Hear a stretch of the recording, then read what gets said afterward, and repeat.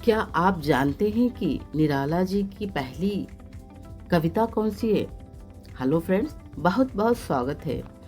आज की क्लास में हम छायावाद से संबंधित महत्वपूर्ण प्रश्नों को हल करेंगे। सभी प्रश्न बहुत ही महत्वपूर्ण हैं, लेकिन सावधान, प्रश्न के समाधान मैंने एक जादुई शॉर्ट ट्रिक भी जोड़ी है, जिससे मुश्किल से मुश्किल प्रश्न भी आसानी से समझ आएंगे। आपकी परीक्षा की दृष्टि से छायावाद की एक फास्ट रिवीजन क्लास हुई थी कल, और उसी क्लास पर आधारित ये सभी प्रश्न हैं। तो इन प्रश्नों को हल कीजिए और देखिए कि आपके कितने प्रश्न छायावाद से सही हो रहे हैं। अगर इसमें से प्रश्न गलत हो रहे हैं तो आप उस क्लास को जाकर दोबारा देखिएगा। जिससे सरोज स्मृति कविता में सरोज कौन कौन थी जिसके लिए निराला जी ने शोक गीत लिखा? सरोज श्रुति में सरोज उनकी बेटी थी, उनकी बिटिया थी। सरोज कौन थी? तो यहाँ पर निराला जी की स्वर्गीय पुत्री, निराला जी की स्वर्गीय पुत्री थी सरोज। निराला की 18 वर्षीय बेटी सरोज की बिना इलाज के अकाल मृत्यु हो जाती थी, जिसके गम में उन्होंने हिंदी का पहला शोक गीत लिखा। सरोज स्मृति हिंदी का पहला शोक गीत है। याद करने की ट्रिक है, पिता निराला थे पर बेटी सरोज की तरह कोमल थी। पिता कौन थे? निराला जी, पर बेटी कैसी थी? कोमल, सरोज की तरह कोमल थी। अगला प्रश्न, जयशंकर प्रसाद की पहली छायावादी कविता कौन सी है जो 1918 में छपी थी? प्रथम प्रभात। जयशंकर प्रसाद की पहली छायावादी कविता प्रथम प्रभात। विवरण, झरना काव्य संग्रह में संकलित प्रथम प्रभात कविता को प्रसाद जी की पहली शुद्ध छायावादी रचना माना जाता है। प्रसाद जी की शुद्ध छायावादी रचना है प्रभात। अगला, इसका याद रखने का ट्रिक, सूरज की प्रथम प्रभात होते ही भगवान का प्रसाद मिलता है। सूरज की प्रथम प्रभात सुबह होते ही भगवान का प्रसाद मिलता है। ये था ट्रिक। प्रश्न 60, ये बहुत ही महत्वपूर्ण प्रश्न है। इसे अक्सर लोग गलत ही उत्तर दे के आते हैं, तो इसे ध्यान पूर्वक सुनिए और समझिए। सिंहासन खाली करो कि जनता आती है, ये अमर क्रांतिकारी पंक्ति किस छायावाद युगीन कवि की है? सिंहासन खाली करो कि जनता आती है, सिंहासन खाली करो कि जनता आती है, ये अमर क्रांतिकारी पंक्ति किस छायावाद युगीन कवि की है? तो इसका उत्तर है रामधारी सिंह दिनकर जी की है। विवरण, दिनकर जी छायावाद के उत्तरकाल के ओजस्वी कवि थे, जिन्होंने स्वतंत्रता का जन्म कविता में ये प्रसिद्ध नारा दिया था। दिनकर जी की छायावाद के अंतर्गत उत्तरकाल के ओजस्वी कवि थे, जिन्होंने जनतंत्र का जन्म कविता में यह प्रसिद्ध नारा दिया था। ट्रिक, अब जब दिनकर उगता है तो अंधकार का सिंहासन खाली हो जाता है। जब दिनकर सूरज उगता है तो अंधकार का सिंहासन खाली हो जाता है। ये थी ट्रिक। 60वां प्रश्न, महादेवी वर्मा के गद्य संकलन अतीत के चलचित्र की विधा क्या थी? ये विधा थी रेखा चित्र या संस्मरण। महादेवी वर्मा के अतीत के चलचित्र, ये 1941 में रचना की गई। अब विवरण, इसमें महादेवी जी ने अपने जीवन में आए गरीब, अनाथ और शोषित पात्रों को सजीव चित्र खींचे हैं। विवरण, इसमें महादेवी जी ने अपने जीवन में आए गरीब, अनाथ और शोषित पात्रों जैसे रामा, बिंदा, लक्ष्मा के सजीव चित्र खींचे हैं।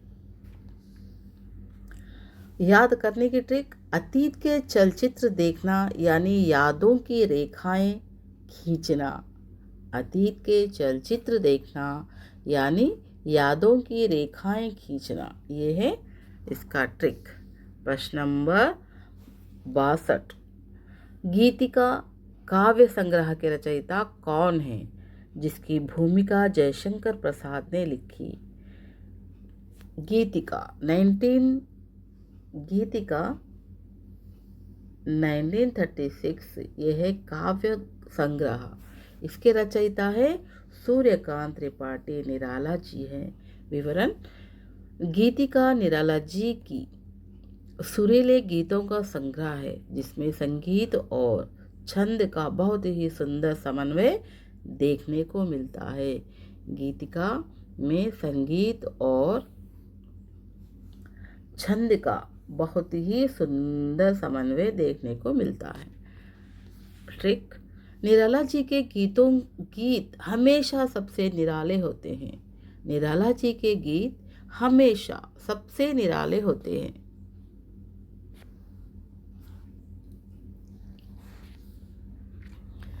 युगांत 1936 रचना के माध्यम से छायावाद के अंत की घोषणा किसने की थी? युगांत, युग का अंत 1936 इस रचना के माध्यम से छायावाद के अंत की घोषणा किसने की? सुमित्रा नंदन पंत ने की थी। विवरण, पंत जी ने इस कृति के जरिए यह माना कि अब छायावाद का समय समाप्त हो चुका है और प्रगतिवाद की शुरुआत हो रही है। छायावाद के युग का अंत करके पंत जी ने नया पंथ यानी कि रास्ता चुना।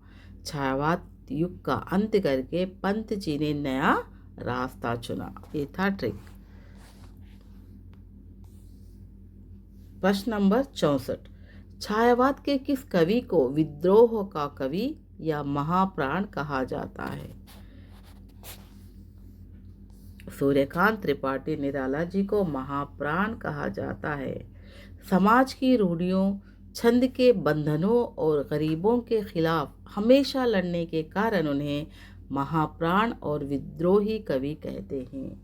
महाप्राण और विद्रोही कवि कहा जाता है। याद करने की ट्रिक, जो समाज से विद्रोह करे उसकी आत्मा निराली और महाप्राण होती है। कितना शानदार ट्रिक यहाँ पर दिया गया है। देखो, पूरा निराला जी के बारे में सब कुछ कह सकता है ये ट्रिक। जो समाज से विद्रोह करे उसकी आत्मा निराली और महाप्राण होती है। ये था ट्रिक। प्रश्न, जयशंकर प्रसाद का ऐतिहासिक नाटक चंद्रगुप्त किस वर्ष प्रकाशित हुआ था? जयशंकर प्रसाद जी का चंद्रगुप्त 1931 में 1931 में प्रकाशित हुआ था। 1931 में यह नाटक चाणक्य और चंद्रगुप्त के माध्यम से विदेशी आक्रमणकारियों के खिलाफ भारतीय राष्ट्रवाद की कहानी दिखाता है। यह जो ऐतिहासिक नाटक चंद्रगुप्त है, ये चाणक्य और चंद्रगुप्त के माध्यम से विदेशी आक्रमणकारियों के खिलाफ भारतीय राष्ट्रवाद की कहानी दिखाता है। ट्रिक, चंद्रगुप्त के मुकुट पर 31 रत्न जड़े थे। चंद्रगुप्त के मुकुट पर 31 रत्न जुड़े थे। अब अगला प्रश्न, पुष्प की अभिलाषा कविता माखनलाल चतुर्वेदी ने किस जेल में बंद रहने के दौरान लिखी थी? किस जेल में बंद रहने के दौरान लिखी थी? बिलासपुर जेल में। बिलासपुर कहाँ पर है? छत्तीसगढ़ में। बिलासपुर जेल में रहकर इन्होंने ये रचना पुष्प की अभिलाषा कविता लिखी थी। विवरण, स्वतंत्रता आंदोलन के दौरान ब्रिटिश सरकार ने इन्हें बिलासपुर जेल में डाला था, जहां उन्होंने देश के शहीदों के लिए ये अमर कविता लिखी थी। देश के शहीदों के लिए ये अमर कविता थी। पुष्प की अभिलाषा, इसका ट्रिक है फूलों का बिला बिलासपुर की जेल में लगा था। फूलों का बेला यानी कि ढेर बिलासपुर की जेल में लगा था। देखिए कितना शानदार ट्रिक है, इसे आप 1 सेकंड में याद रख सकती हैं। प्रश्न नंबर 67 प्रसाद पंत और मैथिली शरणगुप्त नामक प्रसिद्ध आलोचनात्मक पुस्तक के लेखक कौन है? रामधारी सिंह दिनकर। प्रसाद पंत और मैथिली शरणगुप्त ये एक पुस्तक है, एक रचना है। इसके आलोचनात्मक पुस्तक के लेखक कौन है? रामधारी सिंह दिनकर। दिनकर जी ने इस पुस्तक में इन तीनों महान कवियों के साहित्य की तुलनात्मक और बहुत ही सुंदर समीक्षा की थी। इसका ट्रिक है प्रसाद पंत और गुप्ता जी की चर्चा पूरे दिन चलती है। दिन का अर्थ है दिनकर जी करते हैं। प्रसाद पंत और गुप्ता जी की चर्चा पूरे दिन चलती है। ये था ट्रिक। प्रश्न नंबर 68 कुकुरमुत्ता कविता में गुलाब किसका प्रतीक है? कुकुरमुत्ता कविता में गुलाब किसका प्रतीक है? तो पूंजीपति वर्ग का प्रतीक है। पूंजीपति वर्ग का प्रतीक है गुलाब। अमीर या शोषक व्यवस्था का विवरण। निराला ने इस व्यंग्य कविता में कुकुरमुत्ता को गरीब, सर्वहारा और खाद पानी पर पलने वाले सज धज के खड़े गुलाब को अमीर का प्रतीक बनाया। निराला जी ने इस व्यंग्य कविता में कुकुरमुत्ता को गरीब, सर्वहारा और खाद पानी पर पलने वाले सज धज के खड़े गुलाब को अमीर का प्रतीक बनाया। ठीक है, गुलाब महंगा होता है और उसे अमीर ही खरीदते हैं। ये था ट्रिक। गुलाब महंगा होता है और उसे अमीर लोग यानी कि पूंजीपति ही खरीदते हैं क्योंकि उनके पास पैसा होता है। अगला प्रश्न, छायावाद को स्थूल के प्रति सूक्ष्म का विद्रोह नहीं रहा। तोती नैतिकता और सामंती बंधनों के प्रति विद्रोह था कहकर डॉक्टर नगेंद्र की परिभाषा को किसने बदला? रामविलास शर्मा ने बदल दिया। विवरण। प्रगतिवादी आलोचक रामविलास शर्मा ने नगेंद्र की परिभाषा का खंडन करते हुए इसमें सामाजिक और आर्थिक कोण जोड़ा था। विवरण। ट्रिक। नगेंद्र की परिभाषा पर विलास ने बड़ा कटाक्ष किया। विलास यानी कि रामविलास। नगेंद्र की परिभाषा पर विलास ने बड़ा कड़ा कटाक्ष किया। प्रश्न नंबर 70 सुमित्रानंदन पंत की किस रचना पर अरविंद दर्शन महर्षि अरविंद के माध्यम अध्यात्म का सबसे गहरा प्रभाव? स्वर्ण किरण और स्वर्ण धूलि। स्वर्ण किरण और स्वर्ण धूलि सुमित्रानंदन पंत की रचना है, अरविंद दर्शन से प्रेरित। अब विवरण। पांडिचेरी आश्रम जाने के बाद पंत जी की विचारधारा बदली और उन्होंने दिव्य चेतना पर आधारित एक काव्यात्मक कृतियां लिखी। इसका ट्रिक। अरविंद जी के दर्शन से पंत जी का जीवन सोना बन गया यानी कि स्वर्ण बन गया। अगला प्रश्न, नीरजा 1934 काव्य संग्रह के लिए महादेवी वर्मा को कौन सा प्रसिद्ध पुरस्कार मिला था? कौन सा? महादेवी वर्मा को नीरज काव्य संग्रह पर महादेवी वर्मा को कौन सा प्रसिद्ध पुरस्कार प्राप्त हुआ? तो शेक्सपियर पुरस्कार उन्हें प्राप्त हुआ। विवरण। ये तत्कालीन समय में महिला लेखिकाओं को दिया जाने वाला बहुत ही प्रतिष्ठित पुरस्कार था जो उनके उत्कृष्ट गीतों के लिए मिला। ट्रिक। नीरजा को पुरस्कार मिलने की सैकड़ों बधाइयाँ मिली। नीरजा को पुरस्कार मिलने की सैकड़ों बधाइयाँ मिली। अगला प्रश्न 72। जयशंकर प्रसाद की कामायनी में ईड़ा किसका प्रतीक है जो मनु को विज्ञान की ओर ले जाती है? ईड़ा किसका प्रतीक है? तो ये ईड़ा बुद्धि का प्रतीक है। तर्कशीलता, बुद्धि का ईड़ा बुद्धि का प्रतीक है। विवरण: ईड़ा सारस्वत नगर की रानी है जो मनु को केवल दिमाग और तरक्की के पीछे भागना सिखाती है, जिससे अंत में विनाश होता है। ठीक, ईड़ा को उल्टा पड़े तो ढाई या उड़ाई बनता है, और अड़ाई कार्ड हमेशा बुद्धिमान लोग लगाते हैं। अड़ाई कार्ड केवल बुद्धिमान लोग लगाते। ये था ट्रिक। अगला प्रश्न, संध्या गीत 1936 ई के गीतों में महादेवी वर्मा ने स्वयं को किसके समान बताया? स्वयं को दीपक के। महादेवी वर्मा ने स्वयं को दीपक के समान बताया या जलती हुई लौ समझाया। विवरण: वे कहती हैं कि जैसे दीपक चुपचाप जलकर अंधेरा दूर करता है, वैसे ही उनका जीवन भी अपने प्रियतम की याद में चुपचाप जलते रहता है। याद करने की ट्रिक: सांझ होते ही घर में दीपक जलाया जाता है। शाम होते ही घर में दीपक जलाया जाता है। अगला प्रश्न, निराला जी की प्रसिद्ध लंबी कविता राम की शक्ति पूजा में कुल कितनी पंक्तियां हैं? राम की शक्ति पूजा में कुल कितनी पंक्तियां हैं? तो इसमें 312 पंक्तियां हैं। विवरण: यह हिंदी की सबसे सशक्त और ओजस्वी लंबी कविताओं में से एक है, जिसमें शब्दों का विन्यास बहुत ही खड़ा और संगीतमय है।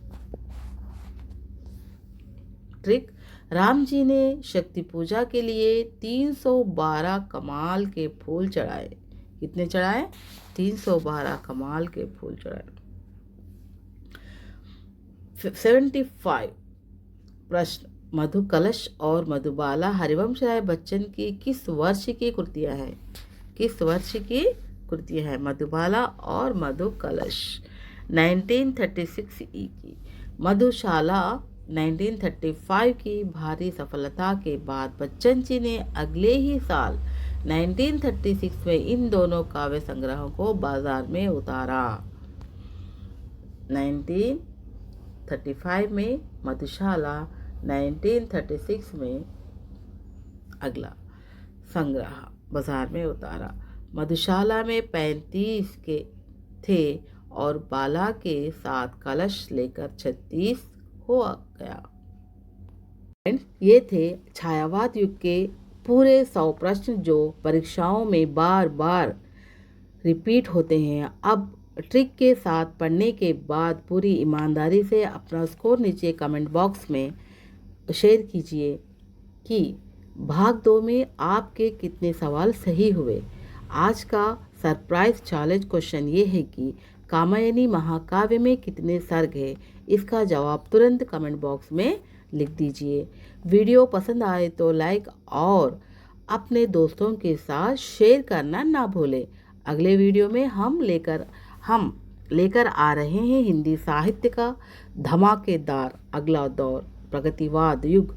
उसे मिस ना करने के लिए चैनल को अभी सब्सक्राइब कर लीजिए। पढ़ते रहिए, आगे बढ़ते रहिए। धन्यवाद।